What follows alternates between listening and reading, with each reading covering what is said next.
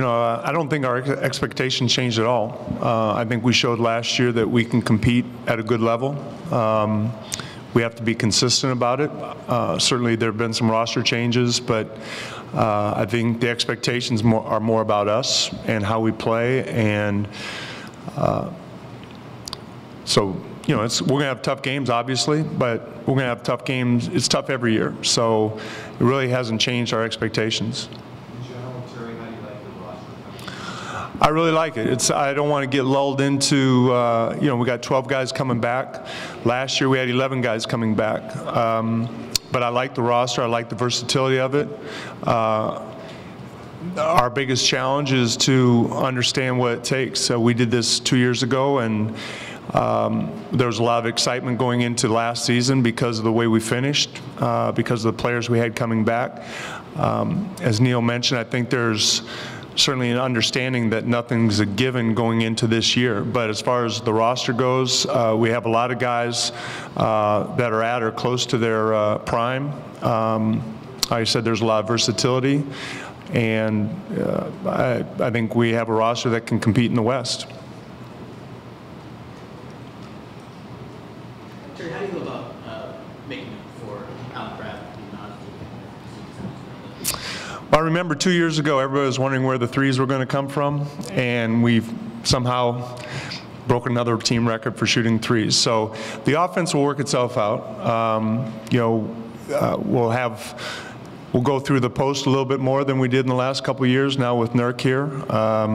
But I think we have a lot of versatility offensively. Some of the guys that, you look at Mo or Chief or Pat or Jake or some of the bigs that, they may shoot some threes, but I think we have enough talented offensive players to figure out ways to score. Terry, what's the biggest difference between the Nurkic that we saw last year and the new Swimmer? Well, we'll find out. What hasn't changed is his skill level is the same. He's in, I don't know, you can ask him. It might be the best shape he's been in since he's been in the NBA, and that's always a positive. But from being able to play longer minutes, playing his minutes a little bit harder, staying on the floor longer, all those things. The best shape, anytime you're in good shape, that's going to be a positive for anybody. He obviously slimmed down quite a bit. How does that, because he's such a big guy, obviously, how does that help? He's still a big guy, yeah. I guess, how does that translate? Well, we'll see. I think he's at a weight where he is physically, I think, is the best for him and the best for us. He's still big, he's still strong. He's probably a little bit quicker off the ground now. And I think it's only going to make him, it'll probably make him a better player. I mean, what he did last year, being in average condition, look, this is a game that you need stamina and you need strength, and that's only going to help him. What do you think his ceiling is? We think of Davis and Towns and some of the best young bigs in the league. Does he have that kind of a ceiling? Well, the guys who've been with me 5 years know that I never put a ceiling on players. People are asking me 5 years ago what the ceiling was for Damian. I think he's going to work. He's going to get better. He's going to have a great career. But I never put a ceiling or what a player can be or can't be. I just think he has a very good career ahead of him. How do you plan on using Caleb? What positions do you plan on? Well, the obvious position is as a power forward, but I think he, just from watching him, he's got a good basketball IQ. Depending on matchups, in some ways, like Noah, he could play at far. I look at him as bigs, and probably some of it will be based on matchups. But he's a frontline player. Does Noah being injured going to training camp, does that change the way you approach, I guess, the first part of the season, seeing as how he was starting power forward along with Nurkic? No, I don't think it changes our approach. It's a position that we have a lot of good big players, and so it's at a position that there's a lot of depth already. So I don't think it necessarily changes how we go about our preparation. Or Noah's been here a couple of years and he knows our system, so I don't think I don't think it really changed that much. And they haven't started sort of formally practicing before you've seen Evan, he's just more comfortable in years. You know, not so much based on what I've seen here in September, but more so before he hurt his hand last year. I think everybody recognized that he was feeling more comfortable, kind of found his niche with our team. I think we as coaches can do a better job of helping him, understanding his strengths and weaknesses better. But I base it more on how he was playing before he got hurt, because there was definitely a comfort level at both ends of the court and what he was able to bring to the team. You see him continuing that sort of playing next to David CJ? I hope so, yeah. I mean, he, you know, it's up to us as players and coaches to put him in a position where he can be a playmaker. That's one of his strengths, is that we can move Dame and CJ off the ball a little bit more, so they can become a little bit more efficient, and taking advantage of his strengths and his versatility at both ends. As Neil mentioned, he can defend different positions. He has a great basketball sense, and I think he's much more comfortable with our style of play. I've said this before. It's, you know, we've had players come in here and there's an adjustment, particularly at the offensive end, of how we want to play. And it just, you know, I look at Gerald Henderson as an example. It took him half a year, and then he really came on strong. I think it's, I think you kind of put Evan in that same category. Sir, how did you view Farouk at 4 last year, and do you kind of still envision him playing a lot of? Yeah, I like him at the 4. I think he's our best defender at the 4. I think having a 4-man who can shoot threes is important. His injury really made it difficult. He got hurt early in the season. Everybody was counting on him being the starting 4-man. The success we had the year before with him at 4, we never kind of got into that because of the injury.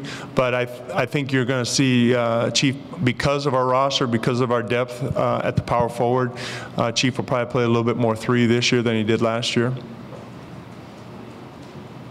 How, from your perspective, do you help this team get off to a better start? I think we have to, and this is going to be addressed tonight at our team dinner, is that we have to understand what we've done the last 2 years. And what we've done has been remarkable after January, and has been disappointing up to January. The first year, you know, it was nobody really had any expectations, so I think it was easier to swallow 2 years ago. Last year, we didn't have a lot of things go our way, and ultimately that comes down on us. But the good thing is, like I said, we have 12 guys coming back. We have 12 guys that went through that, except for Nurk, and we understand that we're not afforded that same luxury. We can't put ourselves in that position, and being aware of it is the most important thing.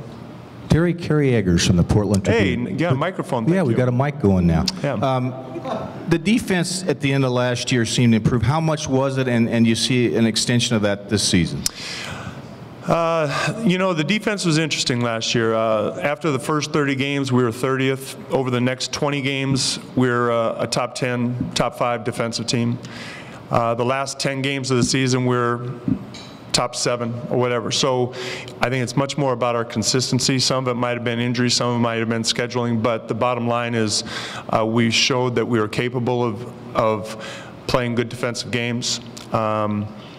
So I don't see us making wholesale changes on how we defend. Neil alluded to the last, when we got Nurk after the All-Star game, we were, I don't know, 11th or 12th in defense over the last 25 games, something to that effect. So I don't think it's as much about schemes and techniques as much as focus and effort, and just making that a consistent priority. I know a lot of coaches say that, but in order for the defense to improve, that's what it's going to take. Terry, you said you'll probably run more post plays because of Nurk. Are those new plays, or is that something still within the framework of your old offense? It'll be in the framework of what we do. You know, I try and tailor it a little bit according to players' talents and how we get them the ball. Getting LaMarcus the ball, I'm sure you'll see some of the same things. The movement once the ball goes into the post will probably change a little bit. Utilizing Evan in the block, on the block is going to be a little bit more important. But I'm a fan of getting the ball to the block early in the clock and having some movement, and if there's no movement, then, or if there's nothing there, then the guy can go try and score. But the one thing about Nurk and Evan in particular is they're both very good passers, so it's not necessarily about them scoring in the block as much as being playmakers and scorers out of the block. Coach, we hear a lot about team chemistry.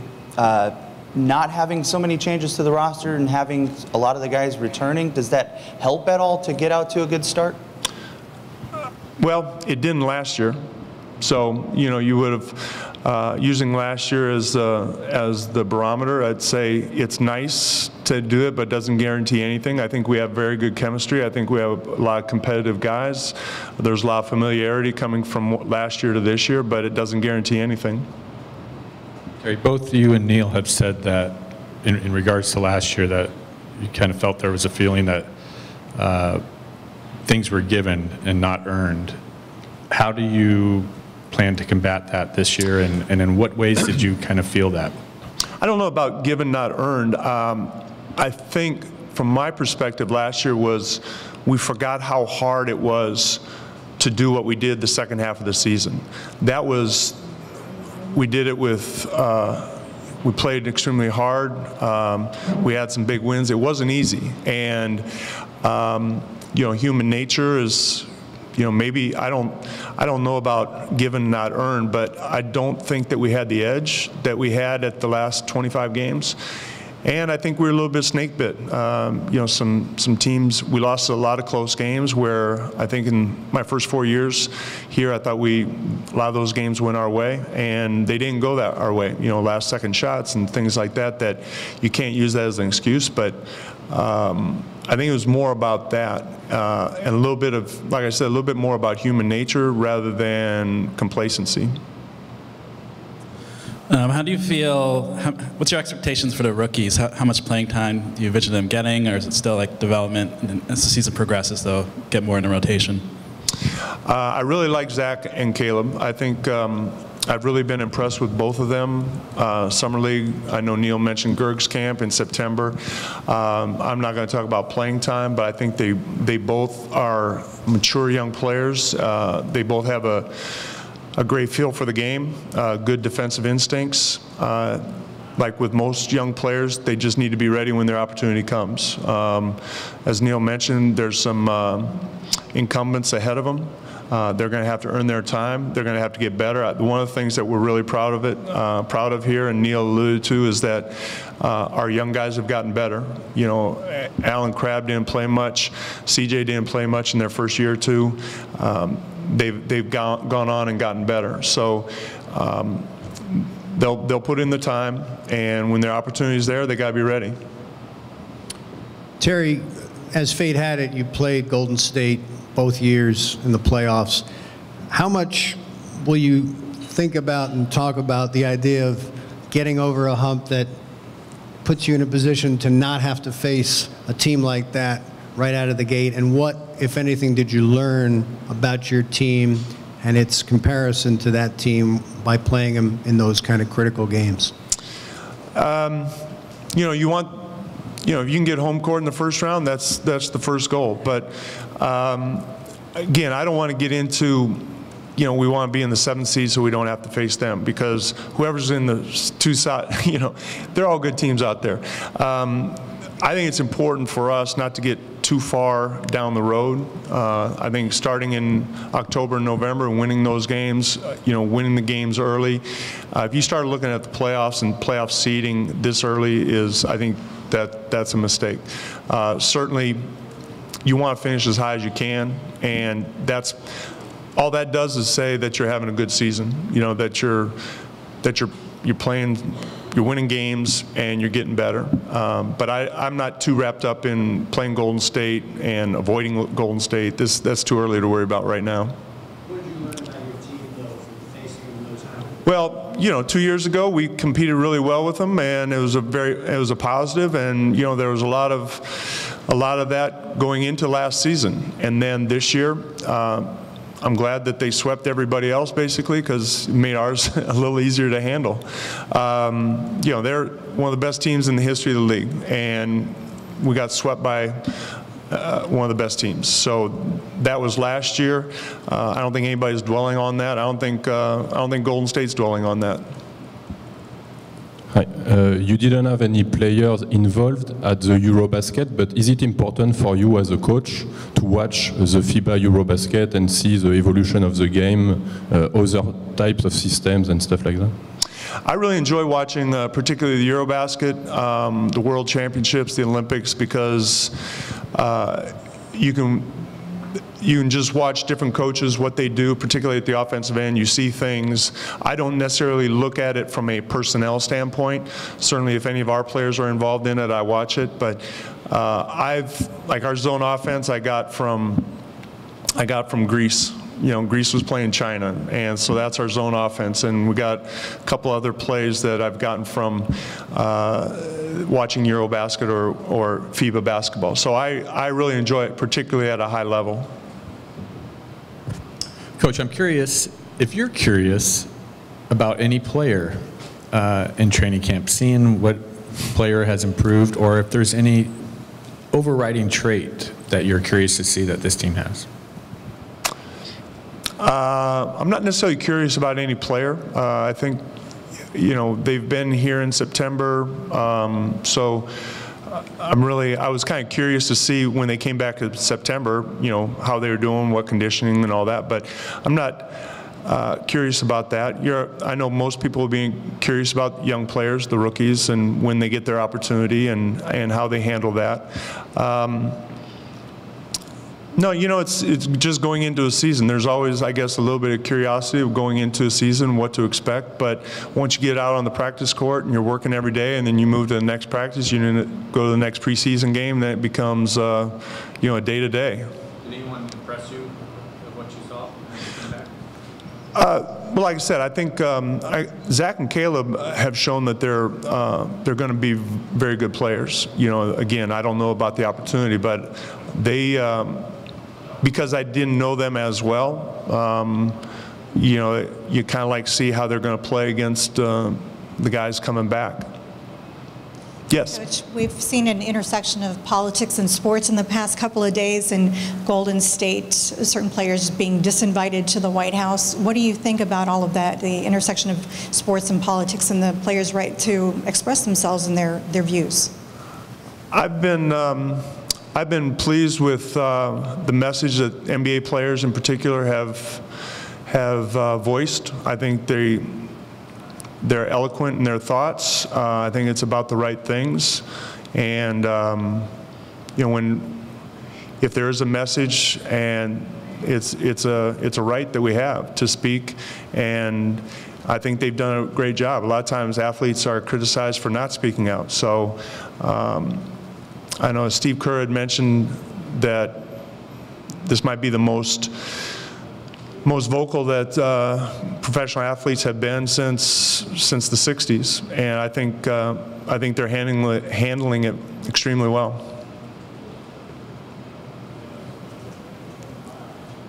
Anyone else, Coach? Yes, sir. You're back on the beat? Okay. I thought you were retired fishing or something. Michael Jordan came back. Yeah. Oh, you're going there. Same, yeah. I'm not comparing. I was curious what you thought about Carmelo going to OKC. I don't know what I'm able to say or not say, but certainly he's probably a Hall of Fame player, and he's still a very effective player, and he probably makes Oklahoma City a better team. Terry, I can't let you get out of here without asking you about your starting lineup. Do you have a handle on what that will look like heading into camp, or you have an open mind, or how's that? I have an open mind. Obviously, Dame, CJ, and Nurk, but after that, I think I have an open mind. Last year, because of the way we finished the season the previous year, I think it it was pretty fair to say that we were comfortable with the starting lineup coming in, but I think you know, whoever the other two stars are, it's going to be particularly with Noah being injured and not starting the season. It's we'll see how it plays itself out.